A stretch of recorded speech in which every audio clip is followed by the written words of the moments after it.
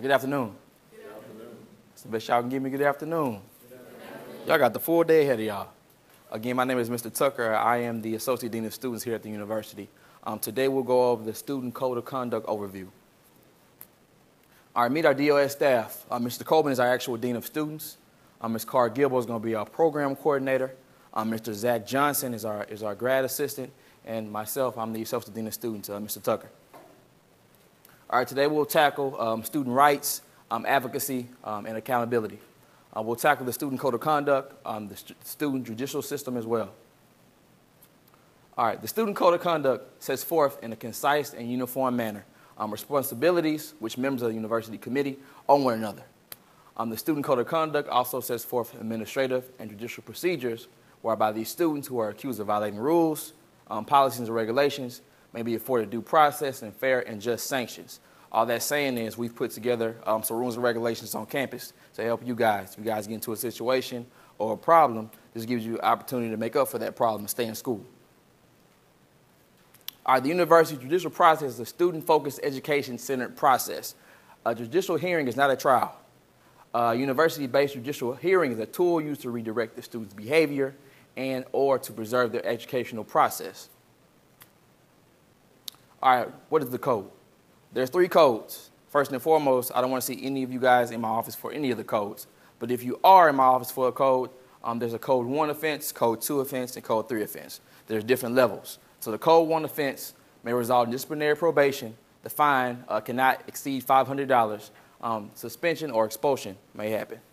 Code 2 offense may result in disciplinary probation. The fine cannot exceed $500, and also suspension may happen. Code 3 offense, any student found guilty of any of the following acts may be a subject of maximum sanction of disciplinary suspension and may not be allowed to reside back on campus. So those are the 3 codes. All right, academic dishonesty. What is academic dishonesty? Any deliberate attempt to gain an unfair advantage in academic work. I'll give you guys 2 examples. You come to class with 3 Scantrons. The 3rd Scantron is Scantron all the answers that you got from your friend on the test before. You start to pass around the answers. You get caught, it's academic dishonesty. A second example, if you do a paper you've been working on hard 3 or 4 months and you turn it in for your final exam, you let your friend use it. They change their first and last name and the first line, academic dishonesty. Last example, if you have a PowerPoint presentation that you've been working on and you share it, the next person uses the same junk drive and just change their name and the title, that's academic dishonesty. Cheating is not allowed on the university's premises.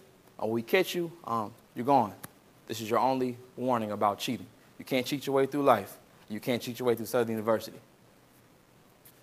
Our academic disruption, broadly defined as any major/minor action with students or attempts to obstruct any official university function, such as teaching, research, administration, or any campus activities.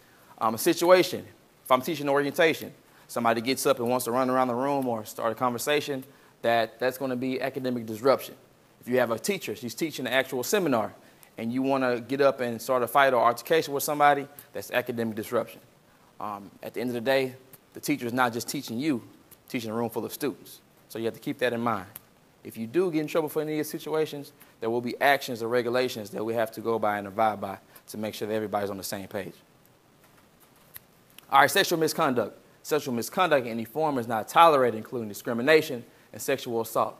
Campus sexual misconduct policies and procedures apply to all registered students, faculty, and staff, as well as guests. If you need any information on the actual sexual misconduct policies and procedures, go to www.subr.edu/Title IX. I'm saying that because at the end of the day, we're all adults.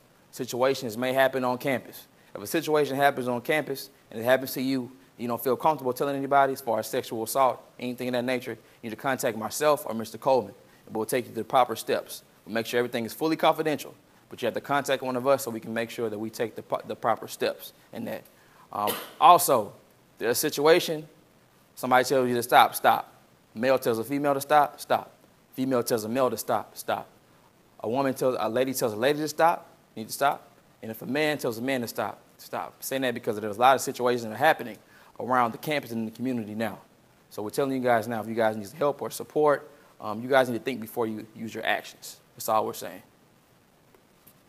All right, fighting. Any student engaged in fighting on the university's campus automatic 2 full semesters suspension. We're not going to tolerate fighting. You're here to get your education, not here to fight. If there's a situation that occurs, and you're going to think it's about to occur, you need to contact myself or Mr. Coleman via email or via phone, or come up to us in person and tell us exactly what's going on so we can actually help you and stop the situation before it starts. Our drug-free campus. Any student in possession of illegal drugs on the Southern University's campus will be suspended and expelled immediately. We're not tolerating drugs. This is your first and last warning about drugs. I'm very serious about this.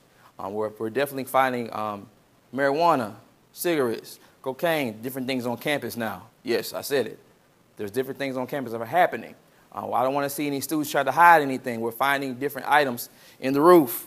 We're finding different items in tubs under the actual dorm rooms. We're finding actual items in the closets of actual apartments on campus. So if you're smoking or you know somebody that's smoking, you need to stop. Once you cross that hump, you're in my possession, and anything happens is going to come through me. So I need to know exactly what's going on. Keep me informed. All right, weapons. Any students in possession of a weapon, such as a gun, knife, or any other lethal instrument on the campus will be expelled immediately. No guns, no knives, no tasers. Those are all weapons. They can't be on campus, on the premises. They cannot be in your cars. They cannot be under your bed. They can't be in your apartments. They're not allowed on campus. If they are, you will be expelled immediately. All right, the process. If you're charged with any of the violations that happen on the university's campus, you have to go through a different process with myself. First and foremost, I'll tell you the charges against you.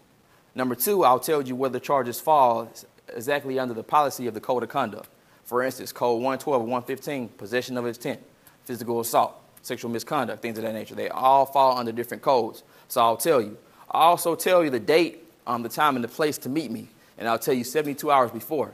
It gives you time to get your story together, because when we talk, I want to actually talk to you. I don't want to actually just watch you and you sad or you don't have anything to say. I want to see exactly why we should keep you in school and what's going on with the situation so I can assist. All right, the process. There's two ways this process can happen.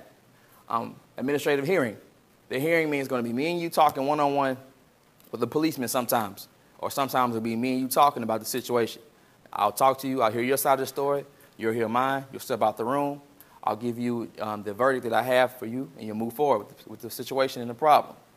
If it makes it to the judicial committee hearing, that's a committee. I'm also the committee chair. It's made up of students, faculty, administration, and also students. So in this, we sit down, we talk about the case in hand. We'll let you give you an opportunity to tell your story. We'll deliberate about it, and we'll give our verdict at the end. But you don't want to go to the actual committee hearing. There's too many people, too many opinions. All right, evictions.